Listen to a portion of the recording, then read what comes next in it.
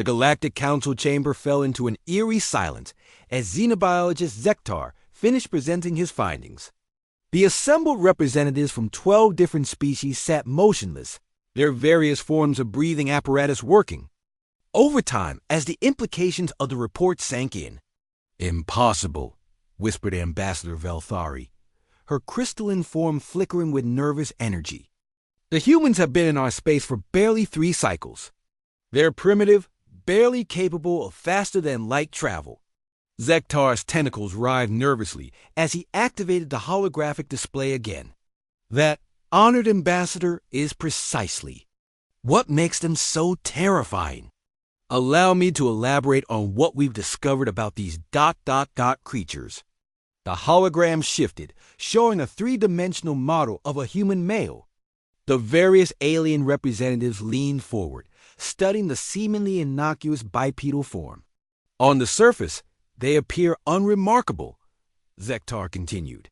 "Average height by galactic standards, no natural armor, no venomous glands, no psychic abilities, but this simplicity is deceptive." Commander Thexus of the warrior caste interrupted, his carapace clicking dismissively. "We've seen their military capabilities. Standard kinetic weapons, basic energy shields. Nothing we haven't encountered before." "That's where you're wrong, Commander," Zektar's voice took on a grave tone. "What you witnessed was them holding back, significantly." The hologram zoomed in on the human cellular structure. "Their biology is unlike anything in our databases. They come from a death world, a planet so hostile that survival itself has forged them into perfect killing machines." Gasps echoed through the chamber as the display showed Earth's environmental data.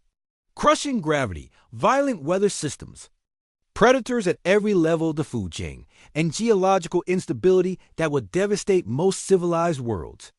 "Their planet's gravity is nearly twice the galactic standard," Zektar explained. "This means every human in our space is essentially a super soldier by our physical standards." But that's not the worst part. The display shifted to show human evolutionary history. They didn't evolve as apex predators.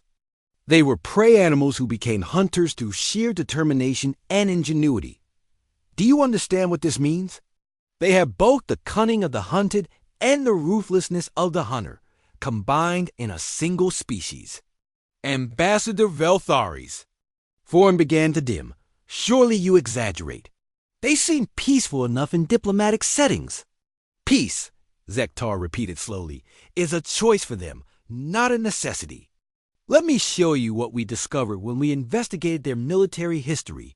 The hologram transformed into a timeline of human conflicts. The assembled aliens watched in growing horror as centuries of warfare unfolded before them, wars fought over resources, ideology, territory, and sometimes for no reason other than perceived slights. "They have never known true peace," Zektar continued. "Their entire civilization is built upon conflict. They have weapons capable of rendering their own planet uninhabitable. Yet they continue to exist because they've learned to control their own destructive impulses." The ethereal representative, Lumensis, spoke for the first time, her voice like wind through crystal. "What of their empathy?" "We've observed their capacity for compassion." "That may be the most terrifying aspect of all," Zektar replied. "Their empathy is selective and strategic. They can show incredible kindness to those they consider allies, while simultaneously plotting the complete annihilation of their enemies. They call it tactical compassion." The display showed footage from human disaster relief efforts, followed immediately by clips from their military operations. The contrast was jarring. The same species that would risk everything to save strangers could methodically plan and execute devastating attacks against their foes. "But here's what we found in their cultural databases that truly chills me," Zektar said, his voice dropping to barely above a whisper. "They have a concept they call total war. It's not just defeating an enemy. It's the complete destruction of their ability to ever pose a threat again." Commander Thexus shifted uncomfortably. "Many species have such concepts." "Not like this," Zektar insisted. We found historical records of humans besieging cities for years, waiting for starvation to do their work for them. We found evidence of them salting the earth so nothing could grow where their enemies once lived. They have a saying, if you want peace, prepare for war. But they've taken it further. They prepare for wars that haven't even been imagined yet. The chamber fell silent again as the implications settled in. These humans, who had seemed like eager junior partners in the galactic community, were revealed to be something far more dangerous. There's more? Zektar continued reluctantly. We intercepted some of their private communications. They've already begun developing contingency plans against each of our species. Not out of malice, they claim, but as a precautionary measure. They've identified our weaknesses and theorized countermeasures within months of first contact.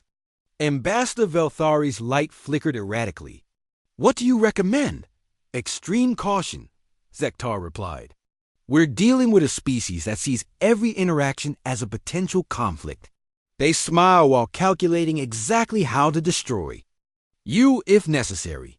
They've turned survival into an art form and war into a science. The hive mind representative buzzed ominously. Should we consider them a threat? Zektar's tentacles curled tightly around his datapad. Here's the most unsettling part of my research. I don't think they even realize how dangerous they are. To them, their behavior is normal. They genuinely believe they're being peaceful and diplomatic. He paused, letting that sink in before delivering his final observation.